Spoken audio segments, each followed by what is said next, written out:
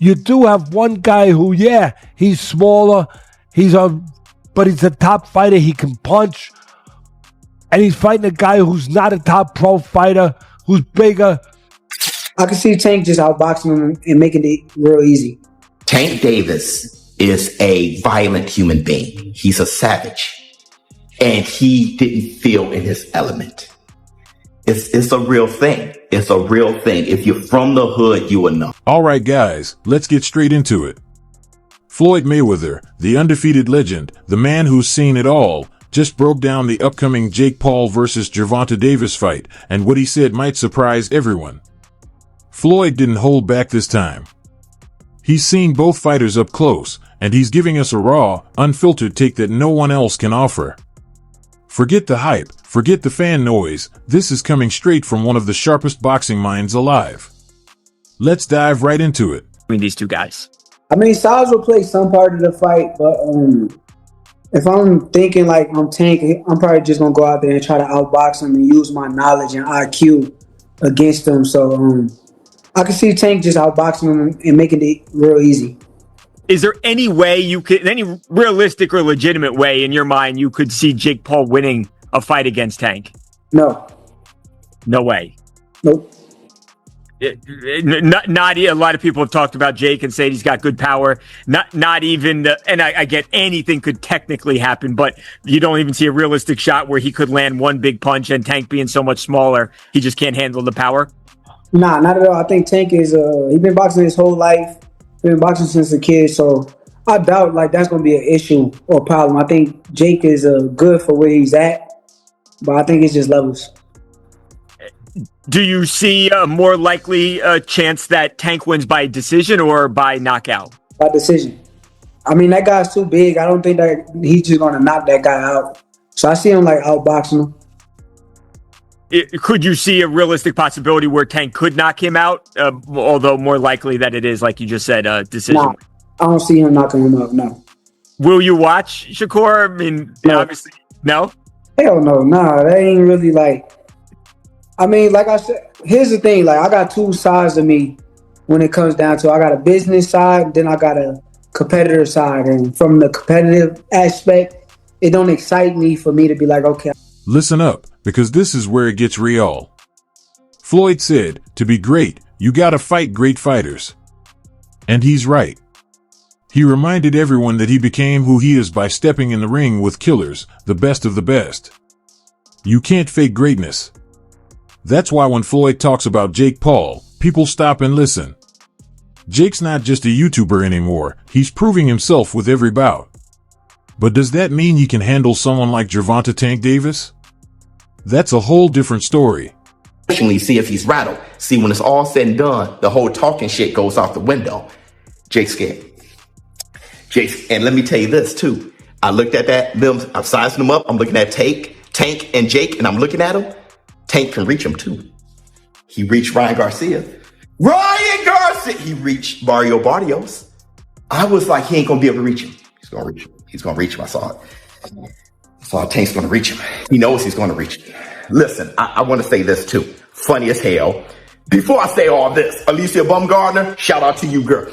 I couldn't believe out of all the women to be the first one to do 3 minute, 12 rounds is Alicia Baumgardner. Not really know if I have a great endurance, great stamina, and she's doing this shit. Shout out to Alicia Baumgardner. Because, what's her name? Layla? I don't really know her like that.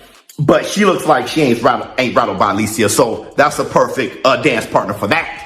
Trying to drag Alicia Baumgardner into lake water, see what's going on with that. Shout out to Alicia Baumgardner. But let's get back to Tank. First of all, Tank knows what he's doing. Tank Davis, he said, he was just making all these implications that it's going to be scripted. When he said, you're paying me, and then he was like, yo, you're going to have to give me extra. And then he said that this is scripted. At the end of the day, I gave this little guy an opportunity. He should be thanking me. I'm paying him. I'm his boss. He reports to me, and I'm going to fucking son him on November 14th. So fuck you, little man. You paying me? Are you paying me? Yeah. 100%? 100%. Facts? Correct. Yes? Correct? Correct. I'm your daddy. 40. Now Floyd didn't sugarcoat it. He said flat out that Gervonta is built different. Tank's power, timing, and fight IQ are on another level. But Floyd also admitted something interesting. Jake Paul has surprised him. The kid works hard. He's disciplined, focused, and fearless. That kind of mindset is dangerous. Floyd respects that. Still, he reminded everyone that when the lights are bright and the crowd roars, experience decides who walks out with their hand raised. And Tank's been in that fire way longer. The face of boxing is basically... Yeah, the face of boxing now is based on if you sell and if people tune in and how many eyes are tuning in when you fight. Gervonta Davis had that. Jake Paul has that. Now they're fighting each other. Again, these are created products. These are still created products. Jake made his name going to Walgreens and making funny faces. You know what I mean? And it was just blowing up on YouTube and whatnot, right? I mean, that's how he started. The world we live in now, dude, is unfortunate. Okay, it's not like Sugar Ray Leonard, who was the best fighter in the world and marketable. It's not like Oscar De La Hoya, who was a gold medalist, great fighter, and marketable. But what I'm saying is technology allows us to make, if I want to take this shoe off right here, and I say I want to make my Nike sneaker into the best product possible, and I got enough money to push it behind it. I put it all over your social media platform, and I put it all over your TV set, and all over your phone, and all over. You know what, bro? You're gonna start to get curious about this shoe. Floyd then talked about mindset, and this part hit deep. He said, "A lot of fighters think they want it until it's time to bleed for it. That's the truth." Jake's confidence is real, but Floyd's question is, can he stay calm when Gervonta lands something heavy? That's where champions are made, in the pain, not the talk. Floyd made it clear, Jake has heart, but Tank has killer instinct. This isn't about fame anymore. This is survival of the hungriest, and only one walks out smiling. Boxing and what people say is going on in the media, without a doubt, I think Charleston White is 100% right about that. Don't believe anything you hear. Don't believe anything you see. Wait to see how things play out, and ultimately everything will come out in the wash.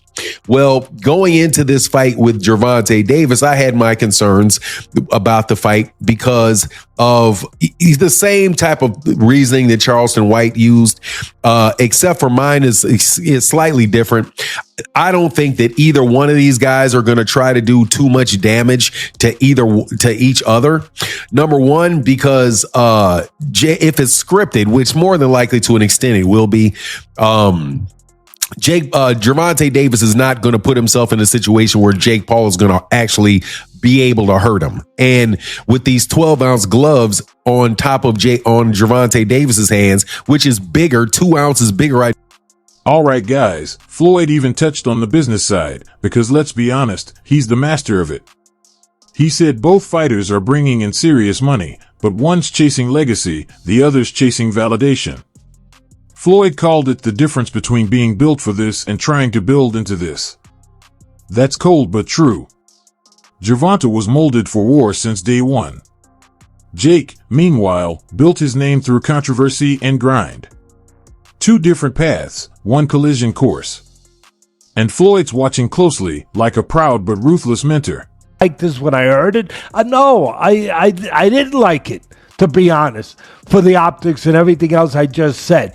But you do have one guy who, he's smaller, but he's a top fighter. He can punch, and he's fighting a guy who's not a top pro fighter, who's bigger. What if he hits him on the chin? What if he hits him on the chin? It'll wind up selling, and that's what'll wind up selling it. The what if. What if Tank makes him do a cha-cha?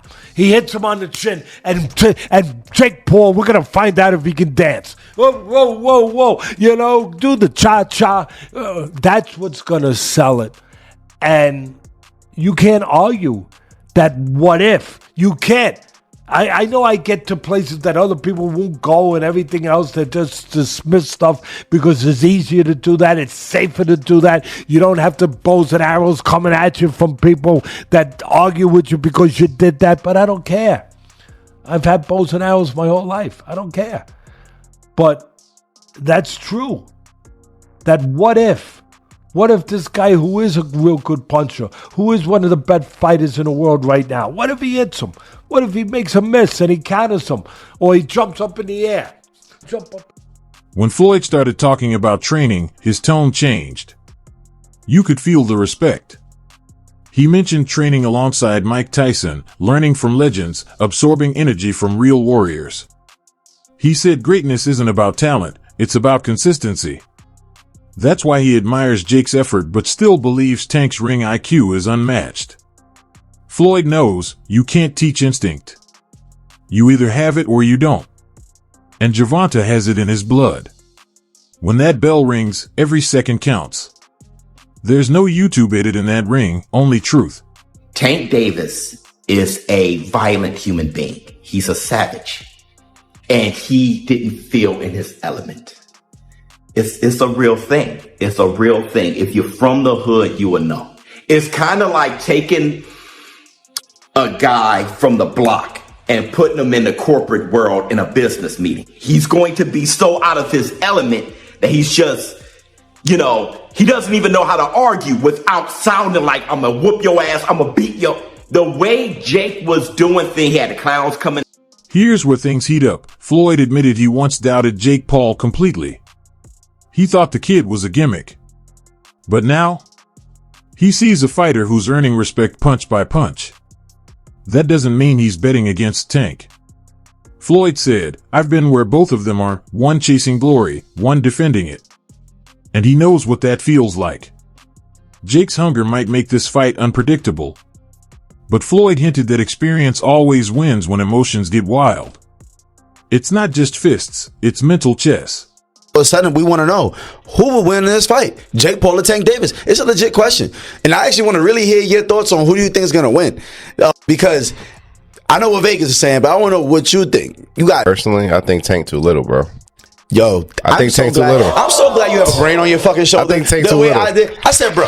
I think Tank's too little. That's what I'm saying. That weight class is for a reason. Davis that weight class is for a reason. 5'5", 135 pounds. Jake Paul is 6 feet, 205 pounds. That's what I'm saying. Dog. He's too 6'1", 205. Everybody's like, yeah, bro, but Tank it only takes one good punch. Yes, it takes one good punch when you're about the same size. There's a 60, 70 pound difference in weight in these people. I don't think nobody puts the physics in mind. Jake Paul gets punched in the face by dudes 200 pounds with all their might on a weekly basis. 135 pound puncher, bro. If y'all remember the Mayweather versus Conor McGregor fight, Conor walks around like 180 on the regular. He's like 5'9", 180. Mayweather's like 5'7", 145. That 30 pound difference, bro. If you remember that fight, Mayweather was putting mittens on Conor. Guess what happened to Conor? He didn't hit the ground once. No. He lasted all 12 rounds getting hit with flurries. I'm talking about Mayweather was having his time. He's being cocky with it, hitting him with all kind of combos. And we're watching the last 3 rounds of that shit like, yo, knock him out. And you know what? He could not knock him out because Conor gets punched by people that are 170, 180 pounds on a regular. And just that 20, 30 pound difference, it was like impossible for him to do anything. And that's exactly what Let's talk about legacy, because Floyd's all about that. He said the world remembers who finished strong, not who started loud. That's a shot at Jake, no doubt. But he also praised him for bringing new eyes to boxing. Floyd knows the sport needs disruption, and Jake's doing exactly that. Still, when you're facing a destroyer like Gervonta Davis, hype means nothing. It's about who can adapt when the plan falls apart.